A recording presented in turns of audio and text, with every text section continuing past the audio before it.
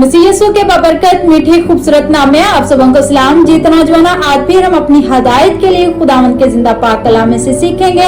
आज मेरे साथ निकालेगा नया अहदनामा इब्रानियों का खत और उसका 12 बाब उसके 6 आयतों पर का खुदा के पाक कलाम में लिखा है, क्योंकि जिससे खुदावंद मोहब्बत रखता है उसे तंबीह भी करता है, और जिसको बेटा बना लेता है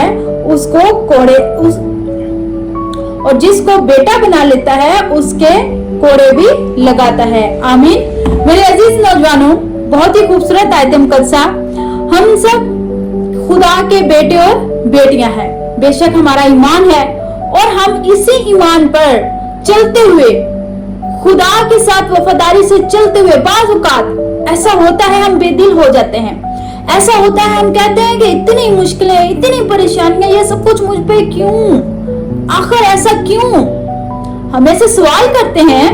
मेरा घर चिरचारा हूँ, मैं खिदमत में सरगर्म हूँ, मैं हर चीज में परफेक्ट हूँ, बट आई डोंट नो मेरे साथ ऐसा क्यों हो रहा है। हम अपने लिए ऐसी चीजों को सोचते हैं और हम ये कहते हैं हम तो खुदावंद को अपना आसमानी बाप मानते हैं, हम तो उसके बेटे और बेटियां हैं, फिर भी ऐसा क्यों? तो मेरे अजीज नौजवानों, बाज़ औक़ात हमें नहीं पता होता, लेकिन हम बहुत सी छोटी छोटी चीजों में खुदा की नाफरमानियां करना शुरू हो जाते हैं। हम खुदा की नाफरमानियां करना शुरू हो जाते हैं। हमें लग रहा होता है कि शायद ये चीज सही है, लेकिन खुदा हमें हिंट भी दे रहा होता है, लेकिन हम उस चीज को इग्नोर कर देते हैं। मेरे अजीज नौजवानों, बहुत ही खूबसूरत मिसाल जब बाइबल मुकद्दस में एक वाकया पढ़ते हैं, वो यूना रसूल का, कि खुदा उसको किस जगह पर भेज रहा है, वो अपनी मर्जी कर रहा है। होता क्या है, जब वो किसी और जगह जाने के लिए कश्ती पे सवार होता है तो खुदा फिर तूफान भी भेजता है, और जब तूफान भेजता है तो कश्ती वाले सब कुर्रा डालते हैं, तो किसका नाम निकलता है? यूना का नाम निकलता है। तो यूना को क्या करते हैं वो लोग? समंदर में फेंक देते हैं, और जब समंदर में फेंकते हैं तो एक बड़ी मछली आती है और उसको निगल लेती है। जब यूना को पानी में फेंकते हैं, समंदर में फेंकते हैं, तो एक बड़ी मछली आती है तो वो उसको निगल लेती है। तो वहां पर यूना को एहसास होता है कि मैंने गलत किया है, मैंने खुदा के हुक्म को नहीं माना, मैंने खुदा की नाफरमानी की है। तो देखें, लग रहा है कि खुदा उसको तबाह कर रहा है, उसको मुसीबत परेशानी में डाल रहा है, लेकिन बाज़ औक़ात जो हम पर मुसीबतें परेशानियां आ रही होती हैं, वो हमारी आजमाइश भी होती है, और बहुत सी ऐसी चीजें जो हम कर रहे होते हैं, खुदा हमें उनसे मना कर रहा होता है कि हमें ऐसे कोई काम नहीं करने जो हमारे लिए बायसे बरकत नहीं है, बल्कि खुदा की फरमाबरदारी में रहना है। तो यहाँ पर खुदा का मकसद यूना को तबाह करना नहीं था। देखिए, मछली उसको खुदा के हुक्म से निगलती भी है और उगल भी देती है, लेकिन यहाँ पर खुदा का मकसद यूना को तबाह करना या यूना को सजा देना नहीं है।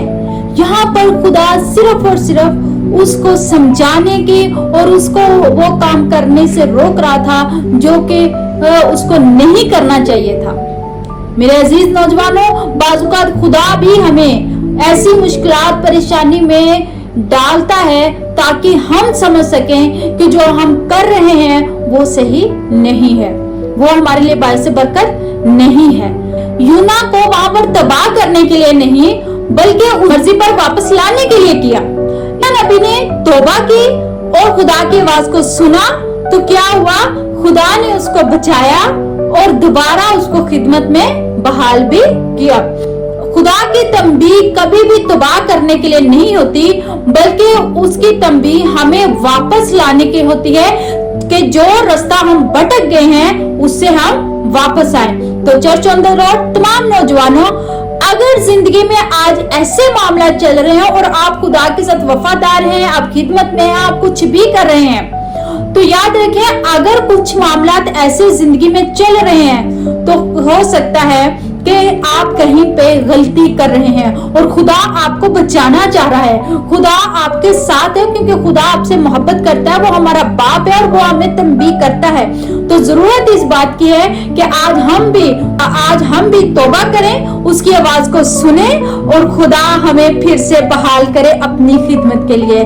हालेलुया, क्योंकि वो बेशक सब कुछ करने की कुदरत रखता है।